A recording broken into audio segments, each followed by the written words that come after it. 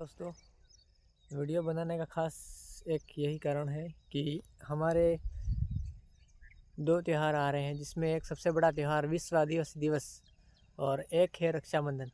तो सभी दोस्तों को और मेरे सभी आदिवासी भाइयों को मेरी ओर से आप सभी को 9 अगस्त विश्व आदिवासी दिवस की हार्दिक शुभकामनाएं एवं रक्षाबंधन की हार्दिक शुभकामनाएं। भाइयों, आप 9 अगस्त अच्छे तरीके से मनाना और सुख दुख के साथ और सुख शांति के साथ मनाना। और आदिवासी दिवस पर ज़्यादा गाड़ियाँ मत चलाना और धीरे धीरे चलाना, और सभी अपने ट्रैफिक नियमों का पालन करते हुए सभी को अपने को विश्व आदिवासी दिवस मनाना है। और सब भाई एक साथ मिलकर विश्व आदिवासी दिवस मनाएंगे। तो मेरी ओर से सभी को विश्व आदिवासी दिवस की हार्दिक शुभकामनाएं। जय जोहार, जय आदिवासी। भाइयों, दिल्ली में डंका वगाड़ी दो, આપણું રાજ ચાલી જ જોઈએ। जय जोहार, जय आदिवासी।